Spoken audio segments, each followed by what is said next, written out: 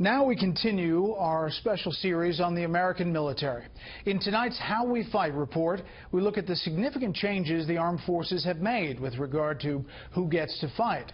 Changes designed to keep up with the times. Some welcome these developments, while others fear political correctness is getting in the way of what they see as the military's primary purpose, defeating enemies on the battlefield. It's an historic moment in San Francisco. Now, it is my privilege to name the USNS Harvey Milk. Harvey Milk was a gay rights activist. And this ceremony is part of a new policy to name warships after civil rights leaders. There are critics out there who say that kind of a tipping the hat to political correctness. Anytime you do anything, you're going to get criticism. Navy Secretary Ray Mabus has named ships after civil rights leaders, such as Cesar Chavez and Medgar Evers. I think it's important for America, and I think it's important as those ships go around the world, people understand who these folks were and what our values are. I think it certainly is a break from tradition. I think we have a lot of war heroes. I think you could walk over to Arlington Cemetery and just randomly pick a name, and that would be an appropriate name for one of our warships.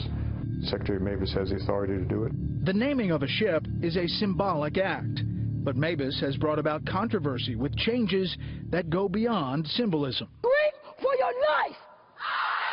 You're not screaming yet! Perhaps the biggest change in the Navy and the military in general is the greater integration of women and transgender people into our fighting forces.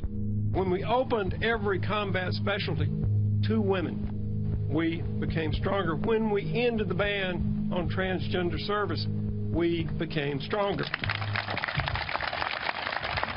This new military has the support of many civil rights advocates. Stay with me. Donna Sachet is a prominent San Francisco drag queen by night, activist by day. The military has come a long way with the LGBT community in a short time.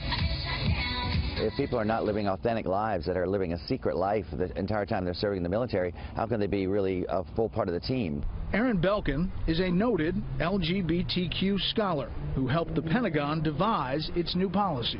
Having a ban in place that prevents people to be honest about who they are gets in the way of military readiness. Retired General John Kelly of the Marine Corps believes it may not be that simple. Right now, if you are being medicated, unless it's fairly temporary, you will get discharged. It's my understanding that some transgenders need lifelong hormonal treatments. Then the depression issue in many cases. Gender dysphoria is the distress that a transgender person might feel if they're born in the wrong body. Not all transgender people suffer from distress. And it goes back to this issue, Brett. Does it make us more lethal? And I clearly would argue that it doesn't make us more lethal. I guess the argument is if they make the standards and they want to serve the country, why wouldn't transgenders? There's a lot of ways to serve your country. The military is a very, very different organization in the sense of what it does. At the end of the day, it fights. A more diverse force is a stronger force. I live in Silicon Valley. The most dynamic companies are inclusive and diverse. But lightning strikes of great ideas are not the metric of success of a military unit. Unit cohesion and battlefield lethality are the measures of success of military units. So the rules that apply in other circumstances don't necessarily apply in the military. The number of transgenders in the military, however, is dwarfed by the number of women. Thus, the efforts to integrate women into active combat specialties is likely to have an even greater effect. The Marines are the only ones that have a separate boot camp, and they are moving toward more and more integration at boot camp today. When this integration was first proposed, the Marine Corps decided, and I think did exactly the right thing, to do a study. The Marines released that study last year. It found that combat units integrated with female Marines typically did not move as quickly or shoot as accurately. Women also were more than twice as likely to suffer injuries as a result of carrying heavy combat loads. But Navy Secretary Mabus rejected its findings. The problem with that study was that it measured units, and it measured averages, not individuals. Marines have never been about average. You look at individuals. Can that individual make it? Then, if you're a man or a woman, if you're black or white or brown, it doesn't matter. Did the Marines give the Navy Secretary faulty data?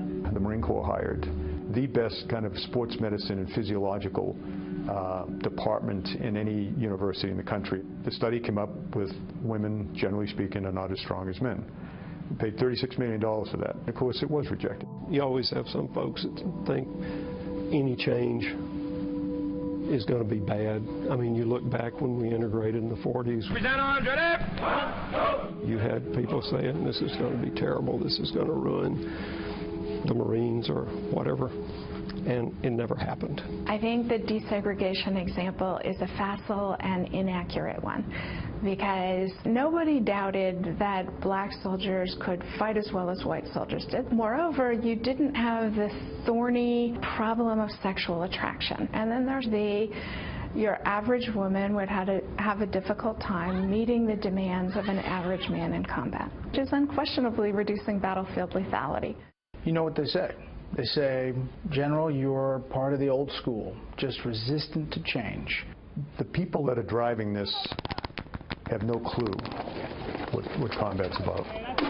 They have no idea. But it's doing harm in your eyes. These are phenomenally good young men and women. When we turn them in the United States Marines, we love them. But at the end of the day, we're the ones that put them in body bags. We're the ones that bury them. And we don't have any other agenda than to fight our nation's battles and to win with the absolute minimum casualties.